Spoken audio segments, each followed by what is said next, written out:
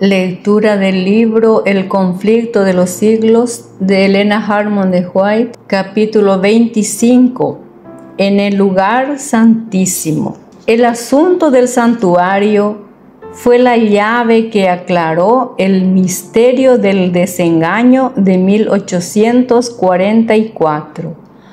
Puso a la vista todo un sistema de verdades que forman conjunto armonioso y que demuestran que la mano de Dios había dirigido el gran movimiento adventista y que da a conocer el deber presente, ya que ponía de manifiesto la situación y la obra de su pueblo. Como los discípulos de Jesús, después de la noche terrible, de su angustia y desengaño, se alegraron viendo al Señor. Así también se regocijaron ahora los que habían esperado con fe su segunda venida. Habían esperado que vendría en gloria para recompensar a sus siervos. Como sus esperanzas fuesen chasqueadas, perdieron de vista a Jesús. Y como María al lado del sepulcro exclamaron: «Se han llevado a mi Señor y no sé dónde le han puesto». Entonces ellos contemplaron otra vez en el lugar santísimo a su compasivo sumo sacerdote, que debía aparecer pronto como su Rey y Libertador.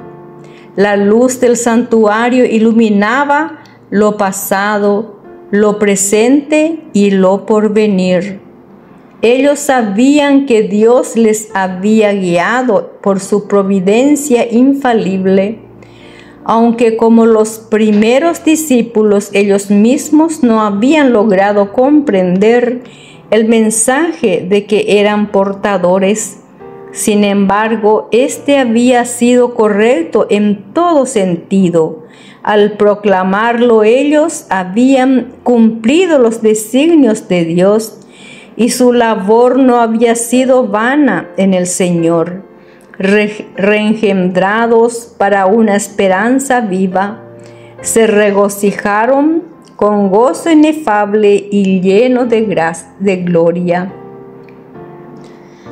Tanto la profecía de Daniel 8:14 hasta 2300 tardes y mañanas, entonces será purificado el santuario, como el mensaje del primer ángel: temed a Dios y dadle gloria, porque ha llegado la hora de su juicio, señalaban el ministerio de Cristo en el lugar santísimo, al juicio investigador y no a la venida de Cristo para la redención de su pueblo y la destrucción de los impíos.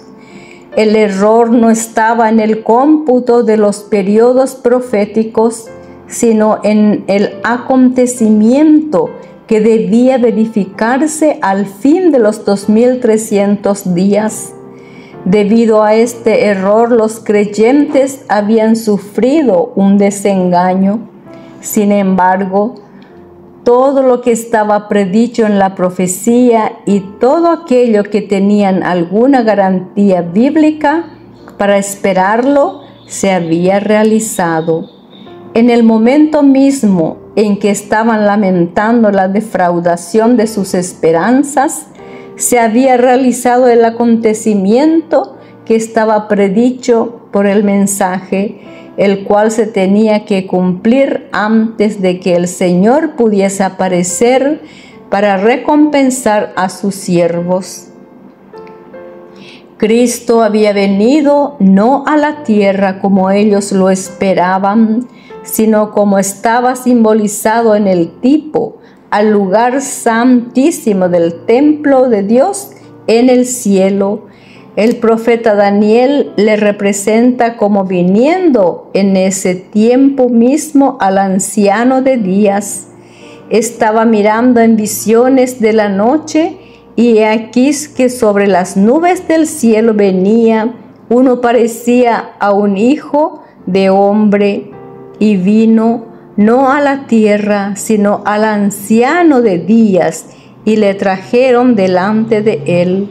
Daniel 7:13. Esta venida está predicha también por el profeta Malaquías. Repentinamente vendrá a su templo el Señor a quien buscáis, es decir, el ángel del pacto en quien os deleitéis. He aquí que vendrá, dice Jehová de los ejércitos. Malaquías capítulo 3, versículo 1. La venida del Señor a su templo fue repentina, de modo inesperado para su pueblo. Este no le esperaba allí, esperaba que vendría a la tierra en llama de fuego, tomando venganza en los que no conocen a Dios ni obedecen el Evangelio. Segunda de Tesalonicenses, capítulo 1 y versículo 8. Pero el pueblo no estaba aún preparado para ir al encuentro de su Señor. Le quedaba aún una obra de preparación para cumplir. Le iba a ser dada luz que dirigiera sus espíritus hacia el templo de Dios en el cielo, y al seguir allí por fe a su sumo sacerdote en el desempeño de su ministerio, les serían revelados nuevos deberes. Otro mensaje de aviso e instrucción iba a serle dado a la iglesia. El profeta dice: ¿pero quién es capaz de soportar el día de su advenimiento? ¿Y quién podrá estar en pie cuando él apareciere? Porque será como el fuego del acrisolador y como el jabón de los bataneros, pues que se sentará como acrisolador y purificador de la plata, y purificará a los hijos de Leví y los afinará como el oro y la plata, para que presenten a Jehová ofrenda en justicia. Malaquías capítulo 3, versículo 2 y 3.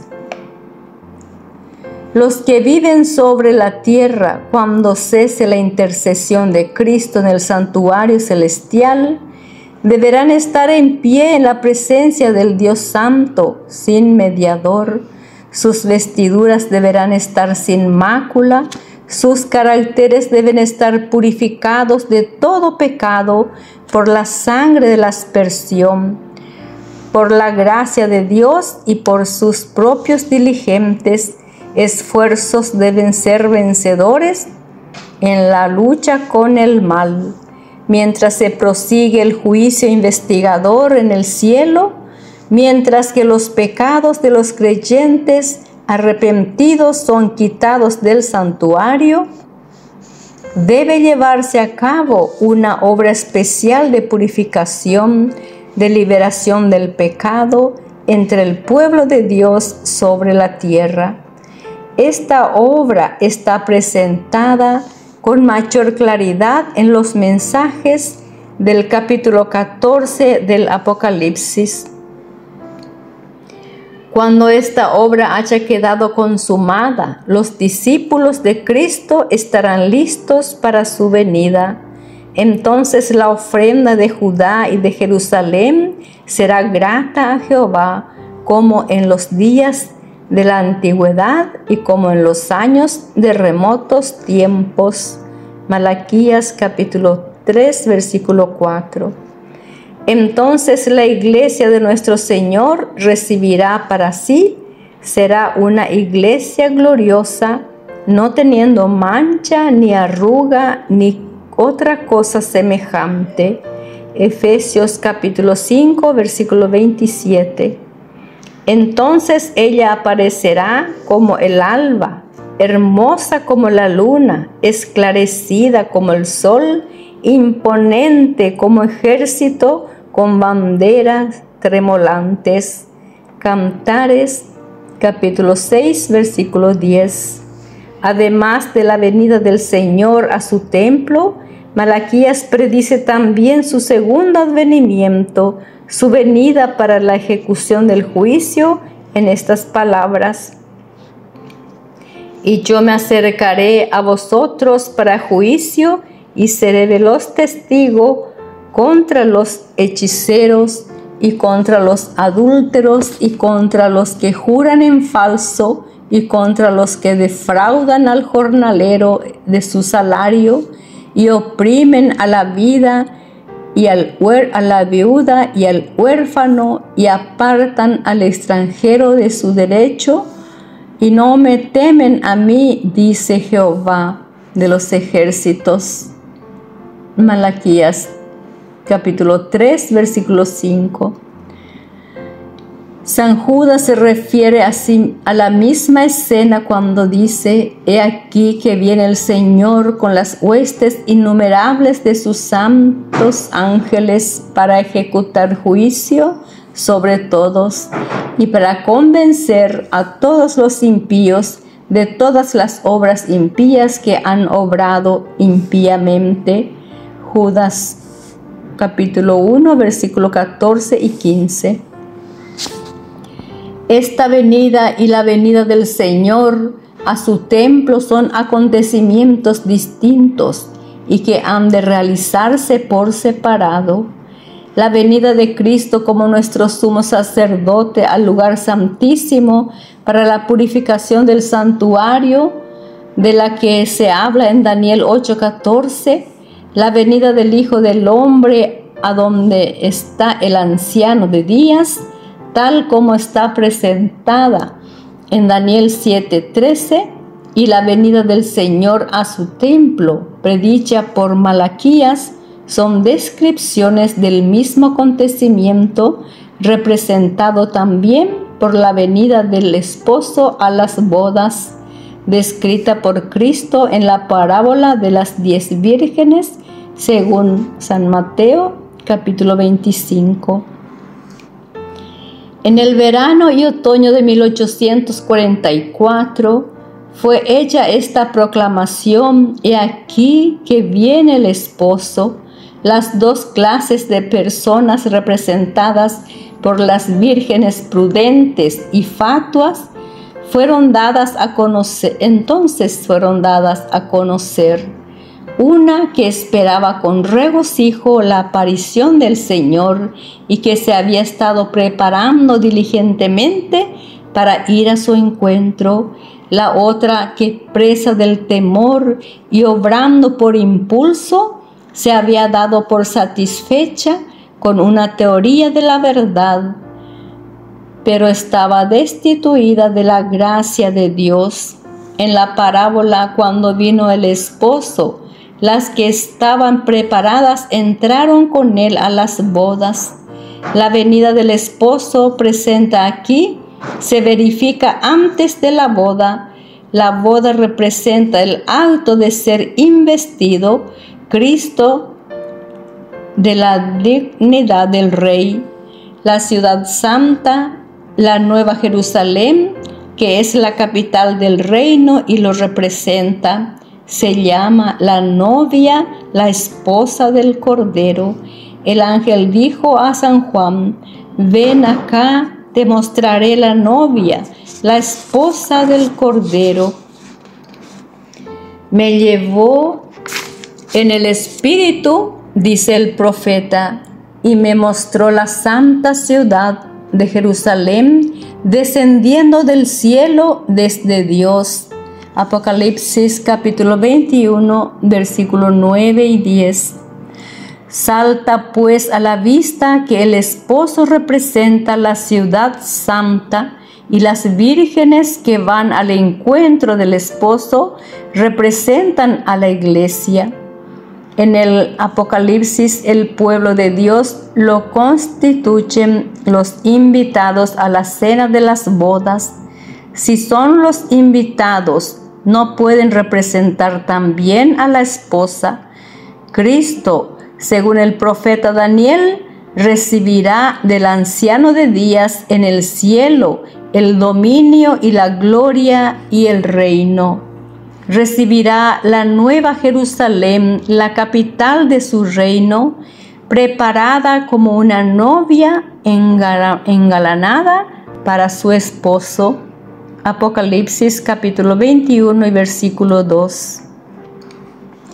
Después de recibir el reino, vendrá en su gloria como Rey de reyes y Señor de señores, para redimir a su pueblo, que se sentará a la mesa con Abraham e Isaac y Jacob en su reino, para participar de la cena de las bodas del Cordero.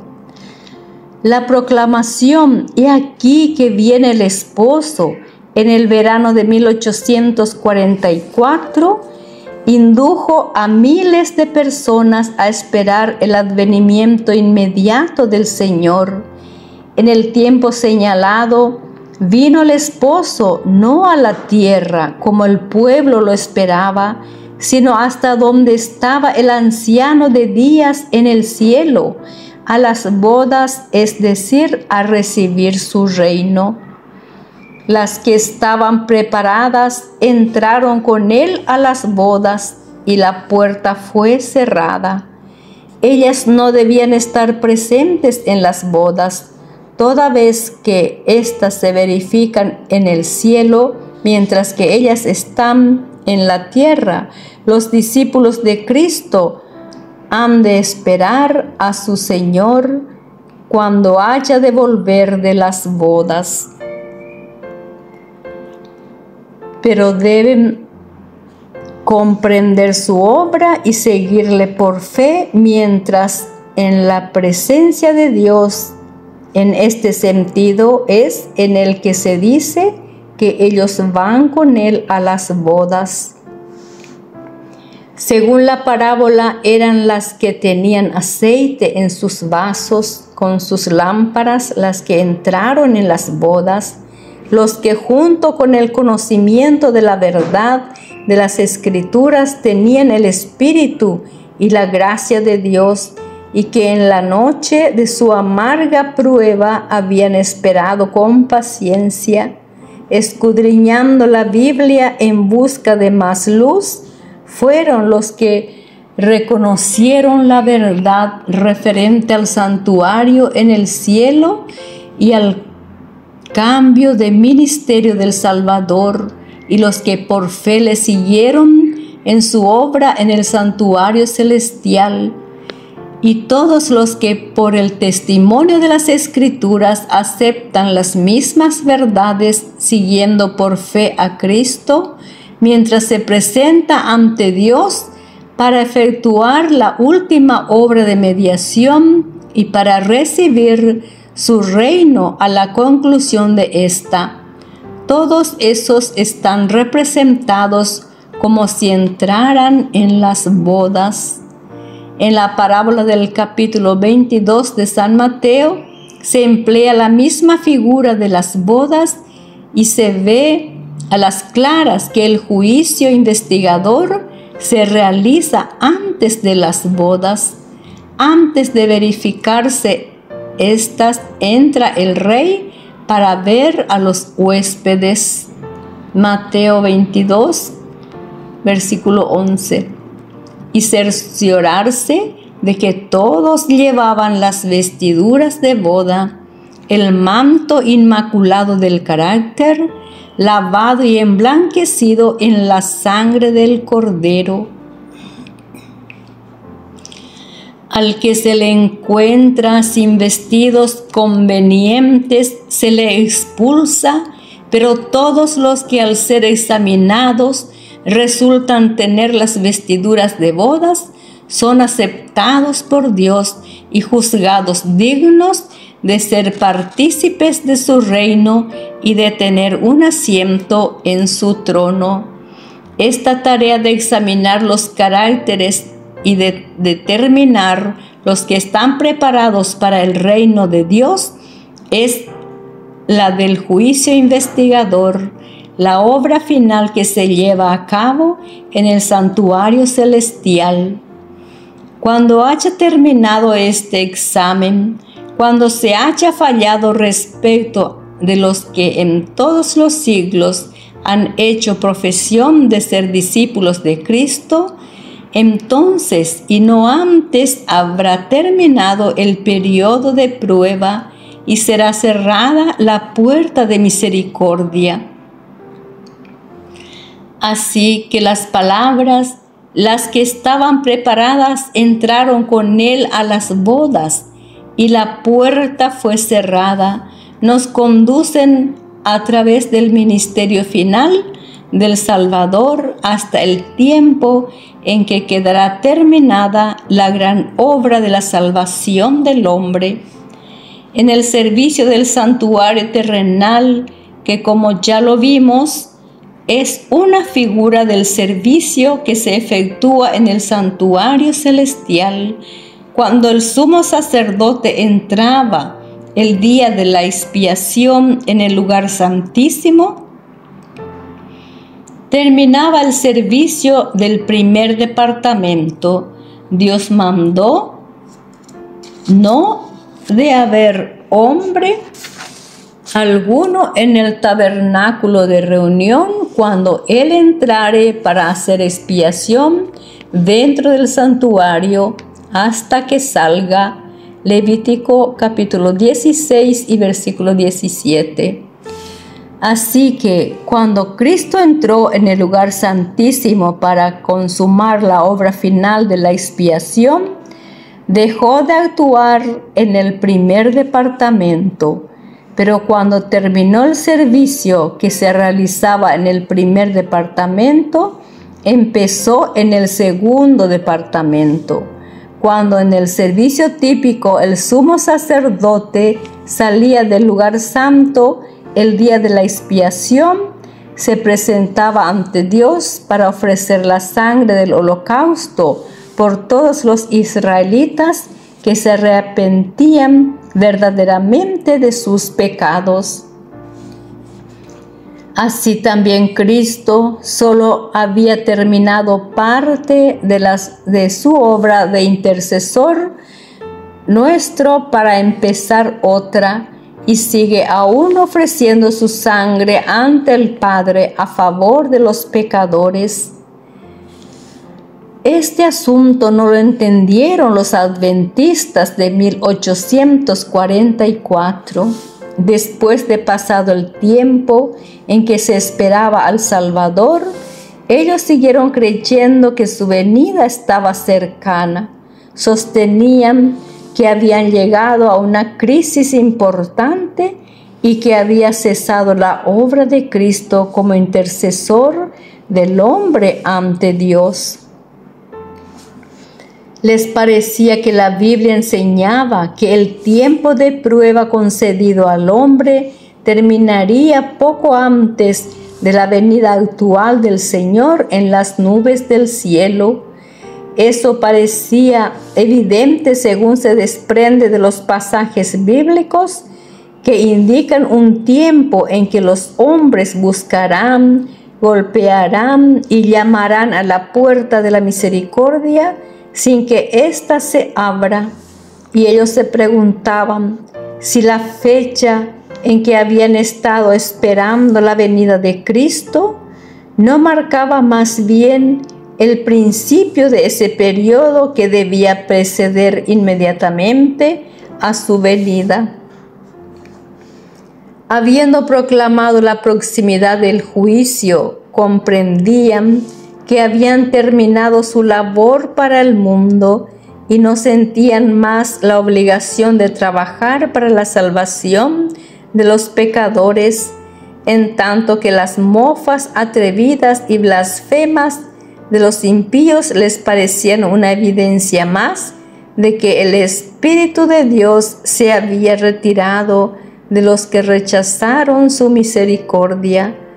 Todo esto les confirmaba en la creencia de que el tiempo de prueba había terminado, o como ellos lo expresaban entonces, que la puerta de misericordia estaba cerrada.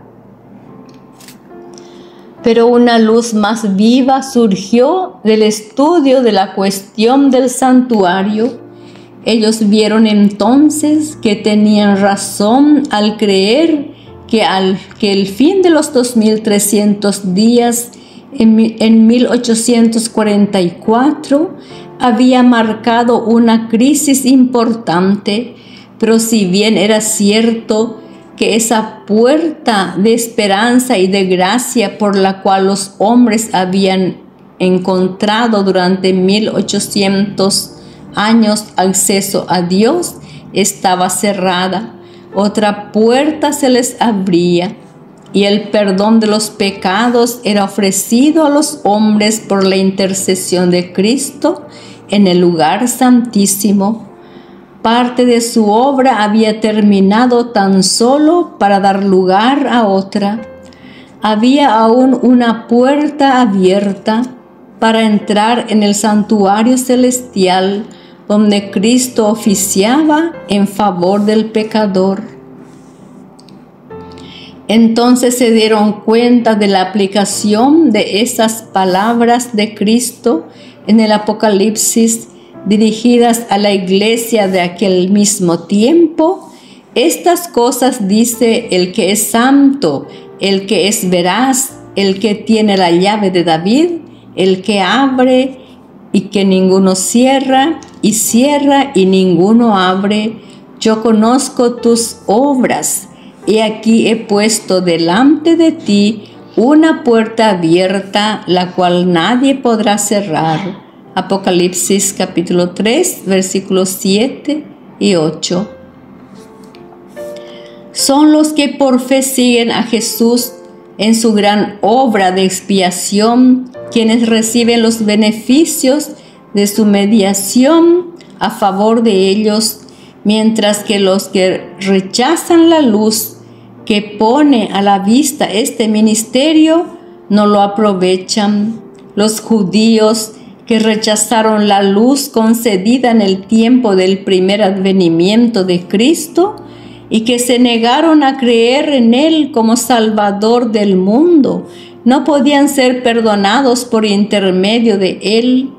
Cuando Jesús en su ascensión entró por su propia sangre en el santuario celestial para derramar sobre sus discípulos las bendiciones de su mediación, los judíos fueron dejados en oscuridad completa y siguieron con sus sacrificios y ofrendas inútiles.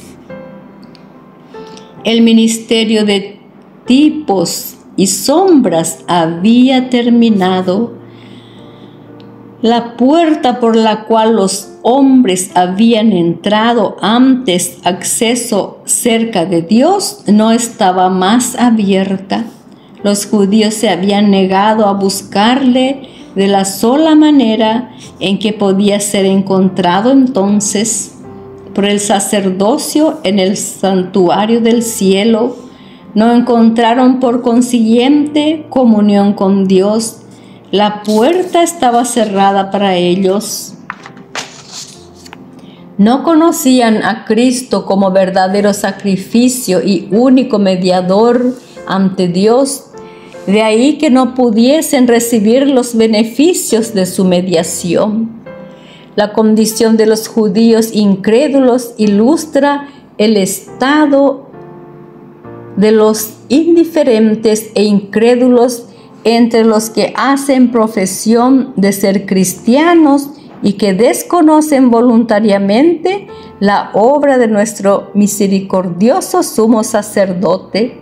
En el servicio típico, cuando el sumo sacerdote entraba en el lugar santísimo, todos los hijos de Israel debían reunirse cerca del santuario y humillar sus almas del modo más solemne ante Dios, a fin de recibir el perdón de sus pecados y no ser separados de la congregación.